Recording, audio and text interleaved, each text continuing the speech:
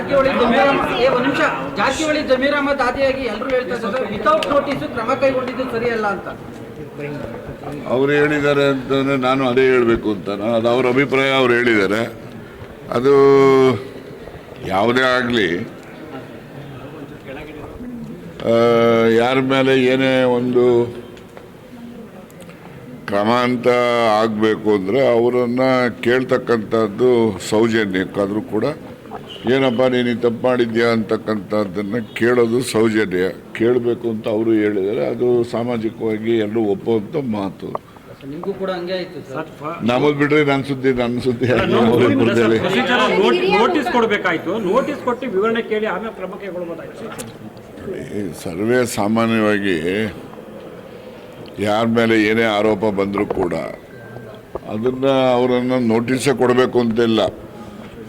ಫೋನಲ್ಲಾಗಲಿ ಇನ್ನೊಂದಾಗಲಿ ಮತ್ತೊಂದು ಯಾವ ಸೌಜನ್ಯಕ್ಕಾದರೂ ಅವ್ರ ಹತ್ರ ಮಾಹಿತಿ ಪಡಿಬೇಕು, ಸತ್ಯಾಸತ್ಯತೆ ಬಗ್ಗೆ ಮಾಹಿತಿ ಪಡೆದು ಆನಂತರ ಕ್ರಮ ಇಡ್ತಕ್ಕಂಥದ್ದು ಅದು ಒಂದು ಸೂಕ್ತವಾದಂಥದ್ದು ಅಂತೇಳಿ ಎಲ್ಲರೂ ಭಾವಿಸಿದರೆ ನಾನು ಕೂಡ ಅದು ಭಾವಿಸ್ತೇನೆ.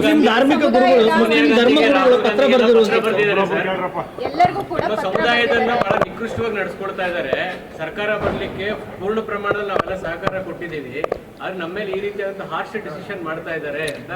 ನೋಡಿ, ಮುಸ್ಲಿಂ ಸಮುದಾಯ ಕಾಂಗ್ರೆಸ್ ಪಕ್ಷದ ಪರವಾಗಿ ಸಂಪೂರ್ಣವಾಗಿ ಬೆಂಬಲ ಕೊಟ್ಟಿದೆ ಅಂತಕ್ಕಂಥದ್ದು ನಿರ್ವಿವಾದ. ಅದು ಎಲ್ಲರೂ ಕೂಡ ಒಪ್ಪಿದ್ದೇವೆ, ಎಲ್ರಿಗೂ ಮನವರಿಕೆನೂ ಕೂಡ ಇದೆ.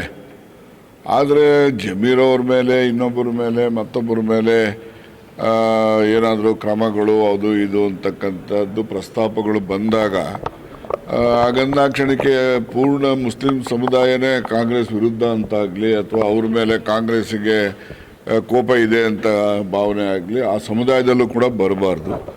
ಅವರು ಕೂಡ ಸಂಬಂಧಪಟ್ಟವ್ರ ಜೊತೆಯಲ್ಲಿ ಸಂಪರ್ಕ ಮಾಡಿ ಈ ರೀತಿ ಆರೋಪಗಳನ್ನು ಮಾಡೋದಕ್ಕಿಂತ ಮುಂಚಿತವಾಗಿ ನೀವು ಈ ಥರ ಹೇಳೋದು ಸರಿ ಇಲ್ಲ ಅಂತೇಳಿ ಅವ್ರಿಗೂ ಕೂಡ ಅವ್ರು ಹೇಳಬೇಕಾಗ್ತದೆ.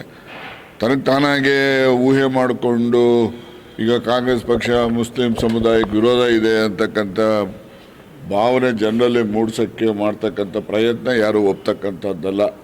ಇವತ್ತು ಕೂಡ ಕಾಂಗ್ರೆಸ್ಸಿಂದ ಮುಸ್ಲಿಮರಿಗೂ ಸಹಾಯ ಆಗಿದೆ, ಮುಸ್ಲಿಮರಿಂದ ಕಾಂಗ್ರೆಸ್ ಪಕ್ಷಕ್ಕೂ ಕೂಡ ಸಹಾಯ ಆಗಿದೆ. ಇತ್ತೀಚೆಗೆ ಈ ತರ ರಾಂಗ್ ಒಂದು ರಿಪೋರ್ಟ್ ಹೈಕಮಾಂಡ್ಗೆ ಹೋಗ್ತಿದೆ, ಪ್ರಕರಣಗಳು ತುಂಬಾ ನಡೀತಿದೆ ಅಂತ ಸರ್.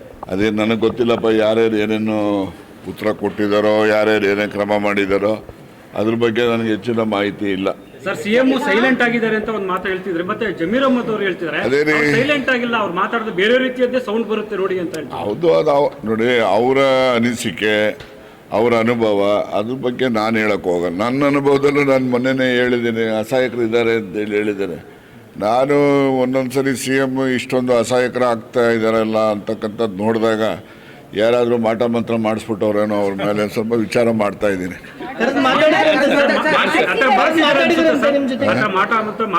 ಅದನ್ನೇ ರೀ ವಿಚಾರ ಮಾಡ್ತಾ ಇದ್ದೀನಿ ಅಂದರೆ ಅದನ್ನ ನಾನು ಐ ಆಮ್ ಇನ್ವೆಸ್ಟಿಗೇಟಿಂಗ್ ಇಟ್ ಅಂತ ಪತ್ತೆ ಮಾಡ್ತಾ ಆಗಿರಬಹುದು ಅಂತ ಹೇಳಿ ಅದನ್ನು ಆಸ್ತಿಕರೋ ನಾಸ್ತಿಕರೋ ನೋಡ್ರಿ, ಯಾವಾಗಲಾದರೂ ಕೂಡ ಮನುಷ್ಯನ ಮೇಲೆ ಏನಾದರೂ ಪರಿಣಾಮ ಆಗಬೇಕು ಅಂದರೆ ಅವ್ರು ಆಸ್ತಿಕರೇ ಆಗಿರಬೇಕು ಅಂತಲ್ಲ ಅಥವಾ ನಾಸ್ತಿಕರಾಗಿರ್ಬೇಕು ಅಂತನೂ ಅಲ್ಲ. ಬರ್ತಕ್ಕಂಥ ತೊಂದರೆ ಯಾರನ್ನೂ ಬಿಡೋದಿಲ್ಲ. ಆದರೆ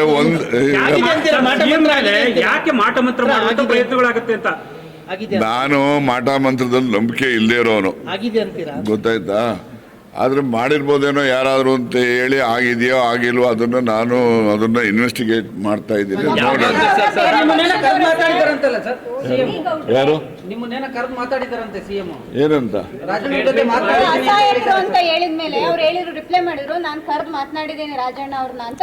ಕರೆಕ್ಟ್ ಮಾತನಾಡಿದ್ದಾರೆ. ಈಗ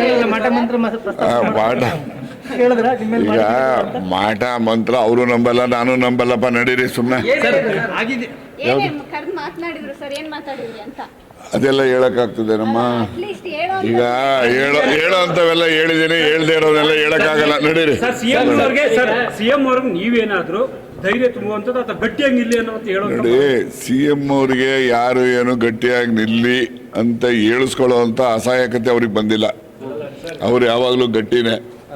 ಆದರೆ ಈ ಕೆಲವು ಬೆಳವಣಿಗೆಗಳು ನಡೀತಾ ಇರತಕ್ಕಂಥ ಹಿನ್ನೆಲೆಯಲ್ಲಿ ಕೆಲಸದ ಒತ್ತಡನೋ ಬೇರೆ ಒತ್ತಡನೋ ಅವರು ಒಂದು ಸ್ವಲ್ಪ ಸೈಲೆಂಟ್ ಇದ್ದಾರೆ ಅಂತ ಯಾರಾನ ಹೇಳಿದ್ರೆ ಅದು ಸರಿ ಏನೋ ಅಂತ ನಮಗೂ ಅನಿಸುತ್ತೆ.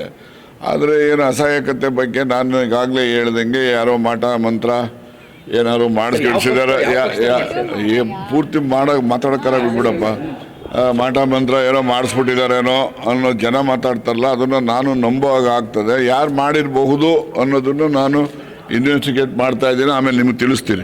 Thank you.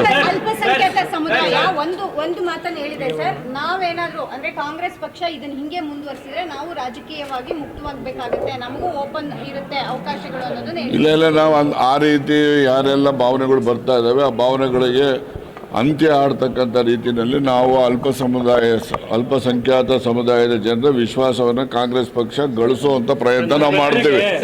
ಸಭೆಯಲ್ಲಿ ಒಂದಷ್ಟು ರಾಜಕೀಯ ಬೆಳವಣಿಗೆಗಳು ಆಗ್ತವೆ ಅಂತ ಸರ್ ಕಾಂಗ್ರೆಸ್ನಲ್ಲಿ ಸೇರಿದಂತೆ. ನೋಡ್ರಿ, ಯಾವತ್ತೂ ಕೂಡ ರಾಜಕಾರಣ ಅಂತ